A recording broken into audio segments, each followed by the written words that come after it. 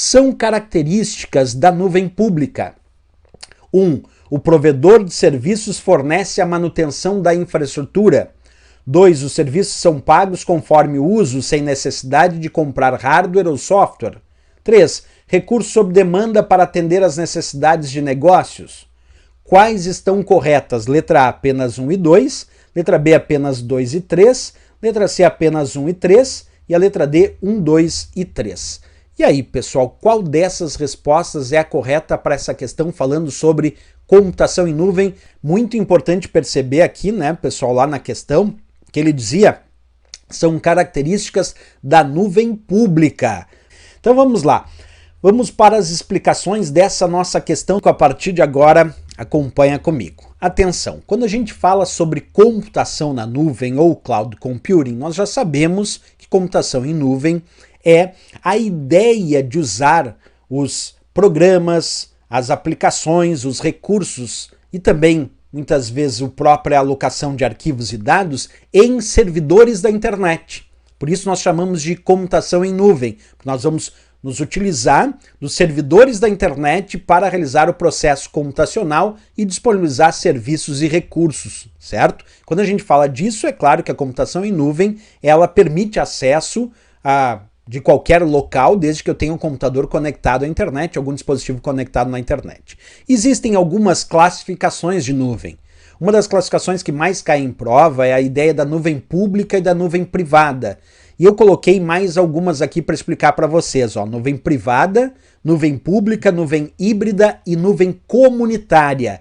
Vou explicar cada uma delas, certo?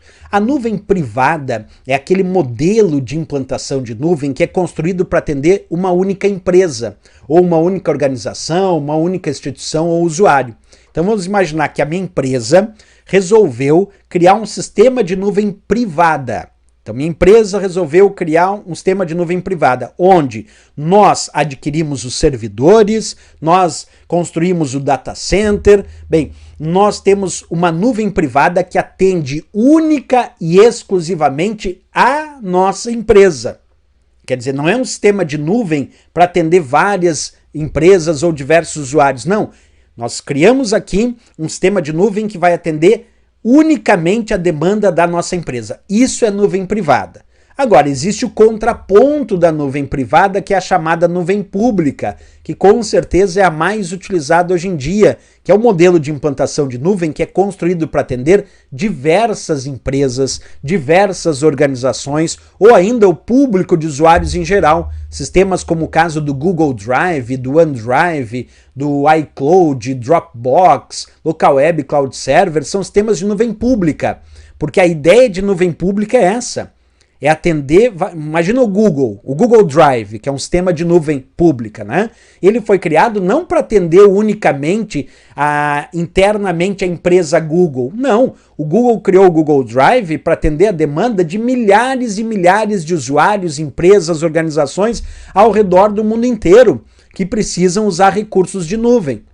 Então, o Google Drive, o OneDrive da Microsoft, o iCloud da Apple, ou Dropbox, todos esses são exemplos de nuvem pública, porque atendem muitos e muitos usuários. Existe também a união de nuvem pública com nuvem privada, que nós chamamos de nuvem híbrida, que é justamente um modelo de implantação de nuvem onde parte do uso de recursos de nuvem é privado, é particular, e a outra parte é alocado em nuvem pública. Isso acontece muito. Uma empresa, de repente, monta uma infraestrutura de nuvem privada, mas com o passar do tempo ela vê a necessidade de mais recursos de nuvem e acaba alocando isso em sistemas de nuvem pública. E aí, quando a empresa usa parte dos recursos em nuvem privada e parte dos recursos alocados em nuvem pública, quer dizer que aquela empresa usa um modelo chamado de nuvem híbrida, porque parte é privado e parte é público. Existe também o que a gente chama de nuvem comunitária, que é a ideia de implementar um sistema de nuvem que atenda organizações com algum interesse comum. Por exemplo, vamos supor que várias empresas da área de concurso público resolveram criar um sistema de nuvem para atender especificamente a área de concurso público. Quer dizer que essa, então, é uma nuvem comunitária, porque foi implementada por organizações que possuem um interesse comum, nesse caso, concurso público. Feito essas explicações, vamos voltar lá para a questão, porque a questão pedia são características de nuvem pública. 1. O provedor de serviços fornece a manutenção da infraestrutura. Sim, imagina o Google, no caso do Google Drive que eu expliquei, né?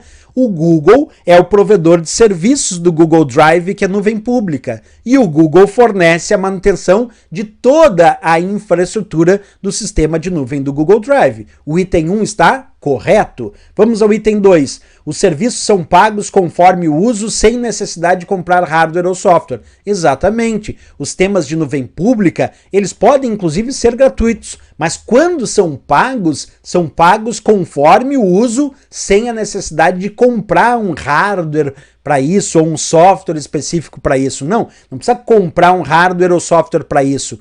A gente vai pagando, porque na maioria das vezes um certo uso mais simplório, para uso mais de usuário comum, é gratuito. Mas quando os serviços de nuvem pública são pagos, eles são pagos sim conforme o uso, sem a necessidade de que a empresa contratante precise comprar hardware, máquinas ou softwares, porque quem oferta isso é o próprio provedor de serviços de nuvem pública. Então o item 2 também está correto.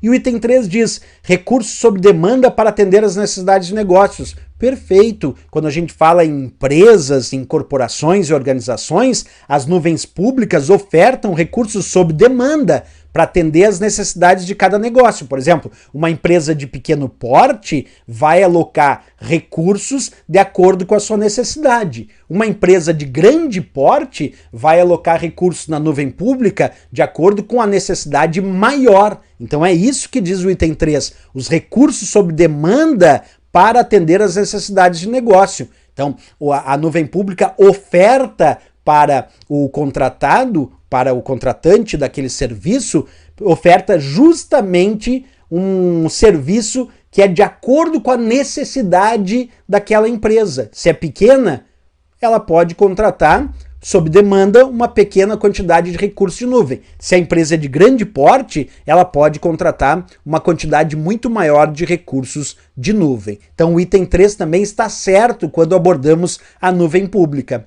Isso significa dizer que para a nuvem pública, tanto o item 2, 1, 2 e 3 estão corretíssimos para a nuvem pública e se destacam aí na letra D de Dinamarca como nosso gabarito e a resposta desta questão. Sempre interessante, a gente traz aqui assuntos sobre nuvem, porque esse assunto, ele hoje em dia cai muito nas provas de concurso. Por isso que eu estou trazendo tantas e tantas questões falando sobre nuvem aqui nas nossas aulas. Certo, pessoal?